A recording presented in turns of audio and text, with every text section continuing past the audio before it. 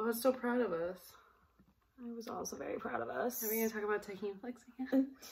I really want to. Yeah. Okay, yeah. Episode 6, take 2. Don't hit your face.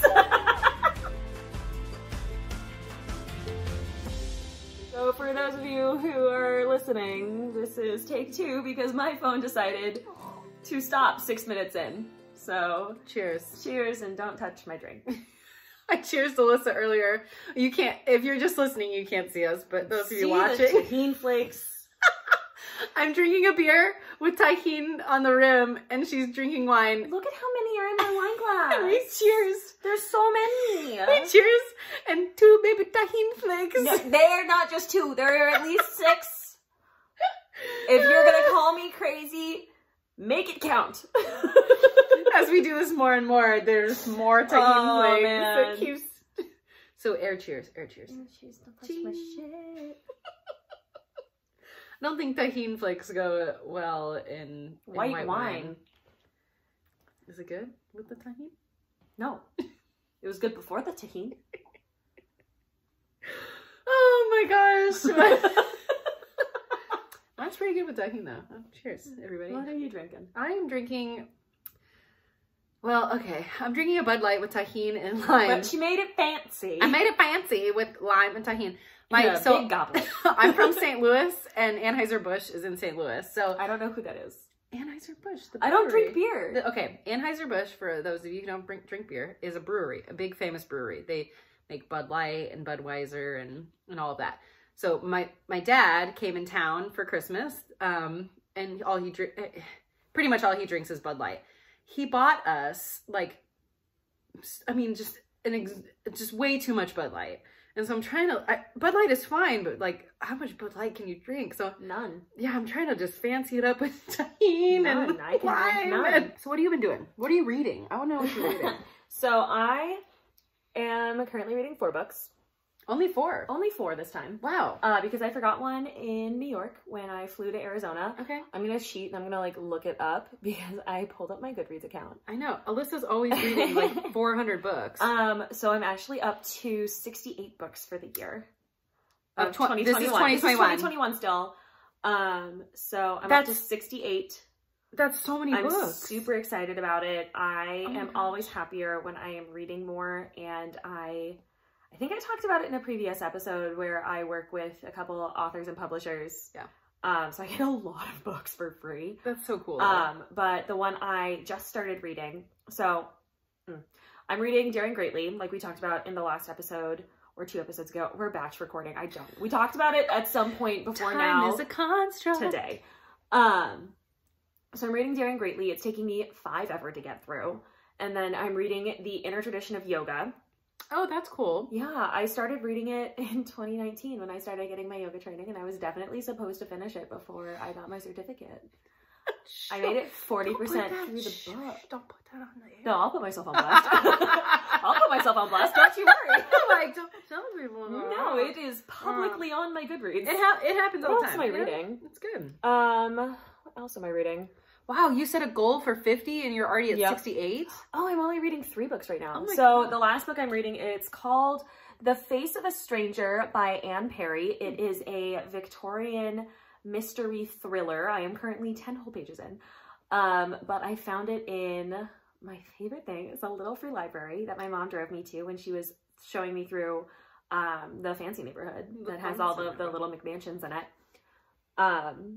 So that is what I am reading. Oh, nice. What are you reading? Well, I actually am reading a book. Contrary to Alyssa, I am not the bookworm. I am more of the TV connoisseur and podcast connoisseur. Yay. Which you got me addicted to. I did. You did get me I have a lot of addictions. You do. I love it though. But I went to Bookman's. Love Bookman's. Oh my gosh. For those of you who don't know Bookman's, Bookman's is, I think it's a Arizona Wonderland. It is a wonderland. It's a used bookstore. I think they have some new stuff in there too, but used bookstore has like tchotchkes, it has like a trove of like puzzles. I used to get my planners games from there. Yeah. They had enough space for me to write out all of my assignments in high school. They have like jewelry and stuff there randomly too. They have video games. That's where I get my N64 games. It's the only place I can find N64 games. They never have any Mario though. I don't play games. But anyway, it's a beautiful place. But I went to Bookman's and I got You're a Badass by Jen Sincero. It's such a good book. You're going to love it. I know. I can't wait. We have added it to our book list for many years. So maybe we'll put it back on our book club. Oh, we should. That's a really good idea. Yeah. What a great way to start 2021. Two. What year is it?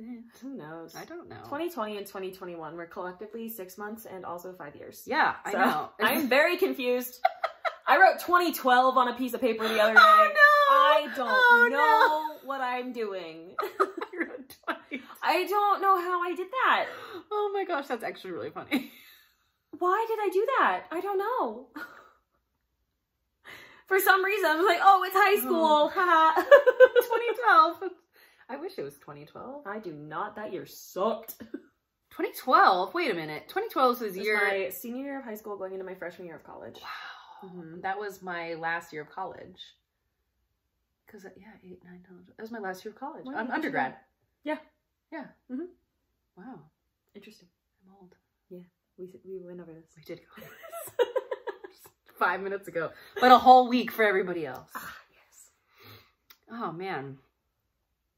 Well, should we talk social media? Is that what we're doing? Should we do that? I forgot what we were doing. I am really distracted by the tahini in my wine. New brand, Tahine wine. They're talking about branding. It's a whole new brand. And I don't want it. I don't want any part. I like that you're pink and I'm green. Yep.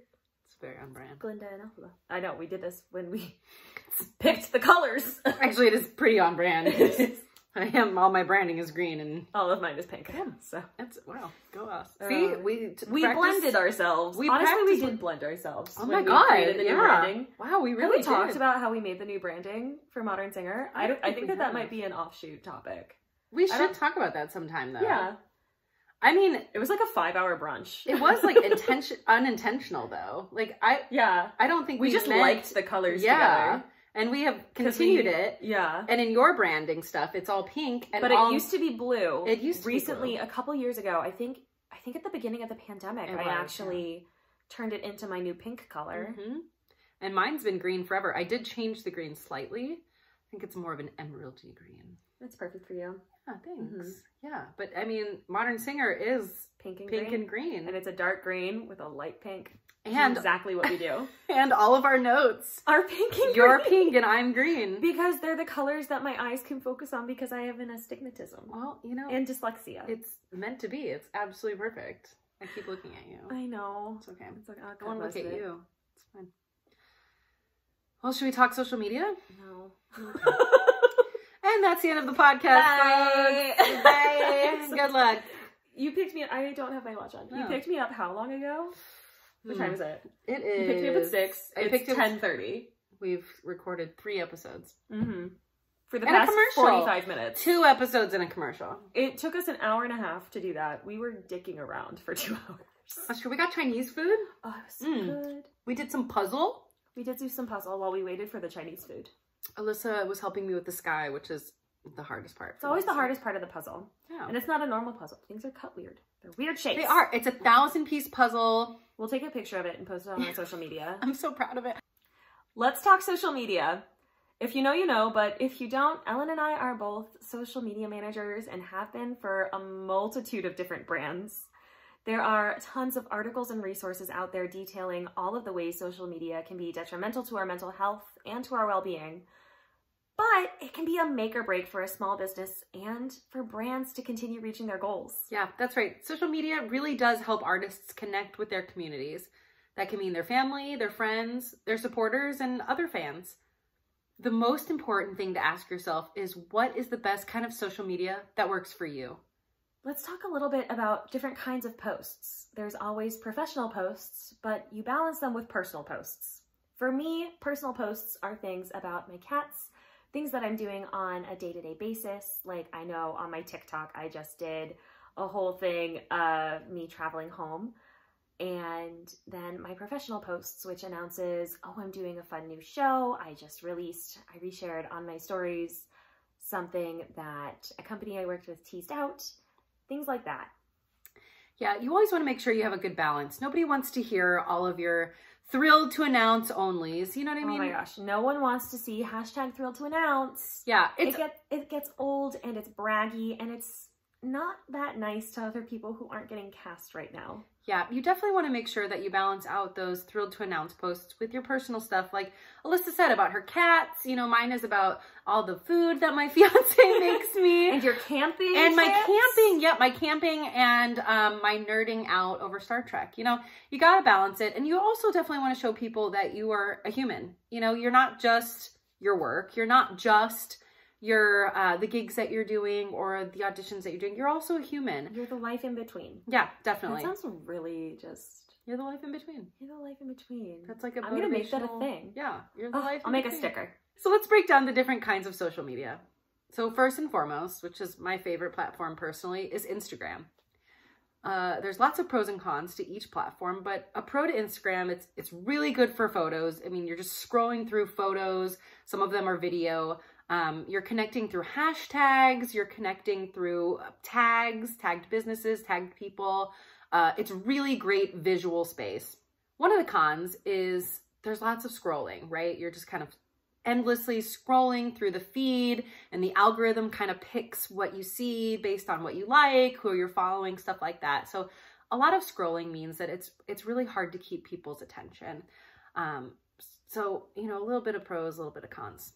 And that constant scrolling is going to be a pretty common thread throughout all of these. Next, probably our least favorite is Facebook. It's been such a pain for us to deal with lately. All of the new things that are coming out, all of the new algorithms that keep changing.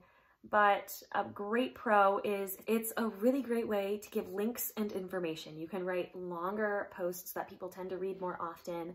For me, it's a way that I get things to my extended family who might not always be there, or to my older patrons, and I have older donors who aren't on Instagram necessarily, but they love connecting with me through Instagram. Something that I love doing personally is... Through Facebook. Through Facebook, you are correct. But something I love doing is connecting my Instagram to my professional Facebook page. And so whatever I post on my Instagram automatically goes onto my Facebook. That's main posts and stories. It is so nice so that I don't always have to be posting on everything and making everything super different. I know that is something that we preach, but sometimes it's easy sometimes, you know? I run short on time and I just need to get the information out there. Yeah. Are you gonna do the cons? Oh, no. There's always, it's all cons. It's all cons on Facebook. The end. Don't use it. You should definitely have Facebook. We are not. I'm cutting that. Don't even worry. Okay, good. Although I hate Facebook, you should have one. So let's talk about having a page versus a profile. There's a lot of pros and cons on each. We have a whole article on it that's going to be linked in the description. But either way, you do need to have a presence on Facebook. Interacting with your community can be challenging, but it is doable if you put in the time. One way to connect on both Facebook and Instagram is through stories. A huge pro is that you can post your stories on Instagram and just click a button and it goes right to Facebook. And so that same it's my story. favorite button. Oh gosh, it's great. Love that button. Well, what's really great about it too is that a story on Facebook is the same as a story on Instagram. That's not always the case if you're doing an Instagram post to a Facebook post, but a story on Instagram is a story on Facebook. It's super easy to post and it goes to both platforms. It's a great way to get information out quickly. And interact with different followers. Yes. I mean, sometimes I'm just not scrolling and I'm just going through stories and they autoplay. Other times I'm scrolling through Instagram. It's a great way to capture people's attention right there and then. One con to stories, though, is it can't really link information like Facebook does. You can't really link articles or anything like that as easy. The more clicks... The more clicks? I only get to make that joke once. I like that. You gotta put that somewhere. I make it once with everyone, you know? It's a rite of passage, mostly for me. I like bad jokes. Click, click, click, click. One of the cons to stories is you can't really link information as easily as you can on Facebook. You can't really link an article. It won't auto-populate a photo. You can put a link. They got rid of the swipe up, but you can put a link on the graphic on stories, but it's not as easily as accessible. You can't just click the video or anything like that. Well, you can just tap the link now. They like just changed it. So let's talk about one of my new personal favorites that I have gotten very into over the pandemic.